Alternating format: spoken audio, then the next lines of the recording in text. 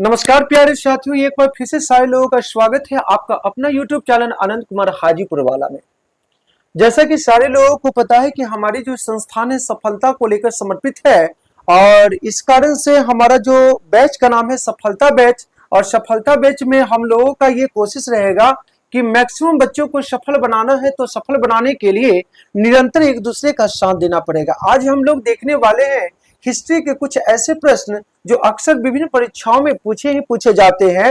तो आज मगध एम्पायर्स यानी मगध साम्राज्य से कुछ चुनिंदा प्रश्न है, उसी प्रश्नों को लेकर के मैं आपके सामने आया हूं।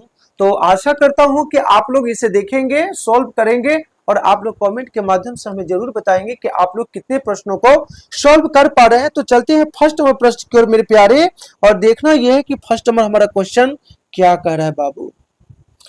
क्वेश्चन कर रहा है कि हर्यक वंश की स्थापना किसने किया था। इसमें चार ऑप्शन आपके स्क्रीन पर दिखाई दे रहा है और सही जो आंसर निकल करके आएगा बी नंबर यानी बिंबिसार। अगर बिंबिसार की बात करें तो ये 544 से लेकर 492 544 से 492 बीसी तक इन्होंने क्या किया था, शासन किया था, यानी 52 वर्षों तक शासन किया था।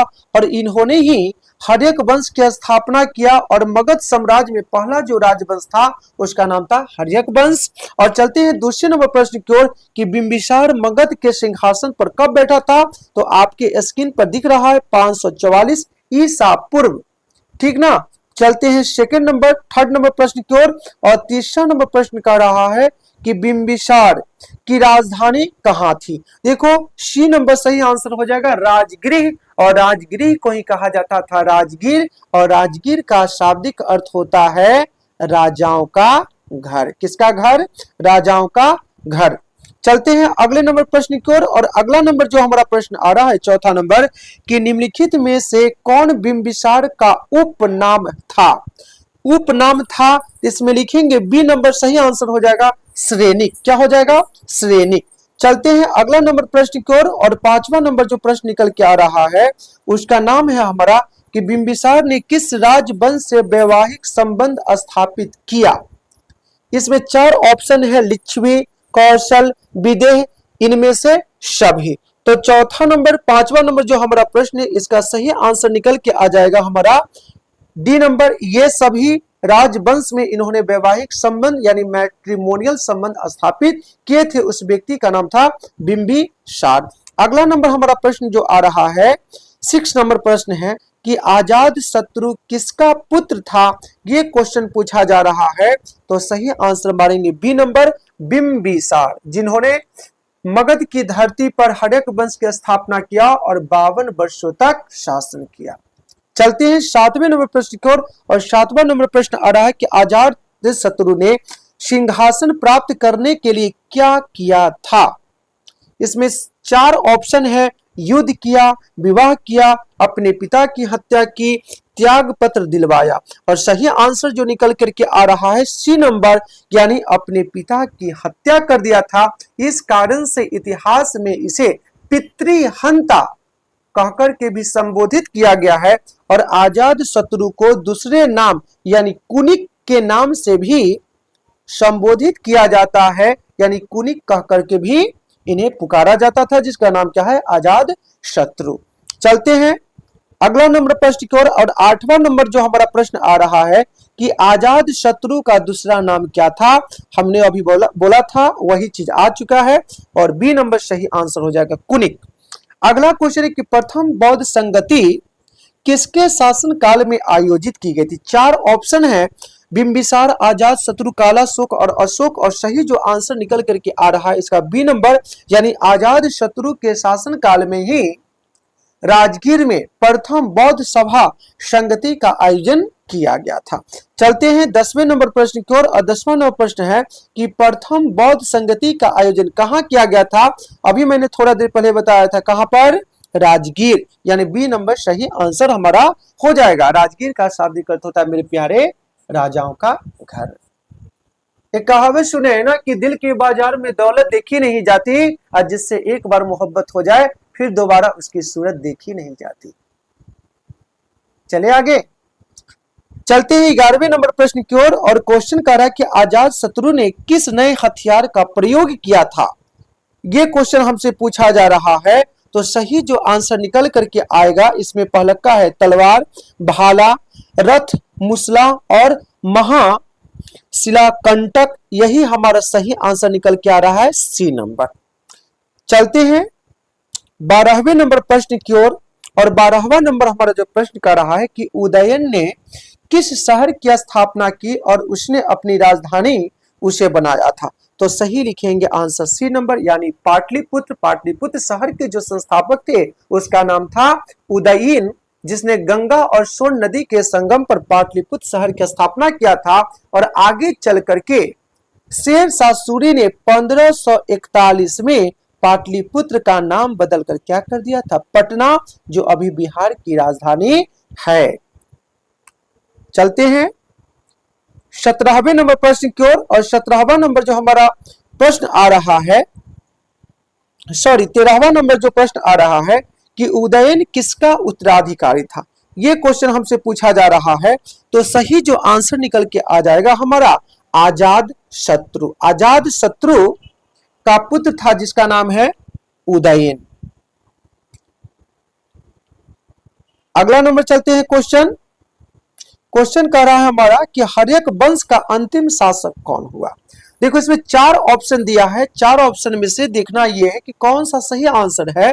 तो सही जो आंसर निकल करके आ रहा है हमारा डी नंबर यानी नाग दशक। ये हर्यक वंश का अंतिम शासक था और इसके बाद जो डायनेस्टी आएगा, जो वंश आएगा, उसका नाम जो हो जाएगा हमारा शिशुनाग वंश। कौन सा वंश, शिशुनाग वंश। चलते हैं 15वें नंबर प्रश्न की ओर। किसने हर्यक वंश का अंत किया और शिशुनाग वंश की स्थापना किसने किया था। तो सही जो आंसर निकल करके आ रहा है हमारा इसका 15वें नंबर प्रश्न का शिशुनाग। यानी इसका मतलब ये हो गया कि शिशुनाग कहने का कुछ अर्थ होता है, यानी बचपन में शायद नाग ने इनकी रक्षा किया था, इस कारण से इसका नाम क्या पड़ गया था, शिशुनाग पड़ गया था। और इन्होंने ही क्या कर दिया था, हर्यक वंश के अंतिम शासक नाग दशक का वध कर दिया। उसके बाद मगध की धरती पर एक नए वंश की स्थापना होती है जिसका नाम पड़ता है शिशुनाग वंश। चलते हैं अगले नंबर प्रश्न की ओर और अगला नंबर जो हमारा प्रश्न आ रहा है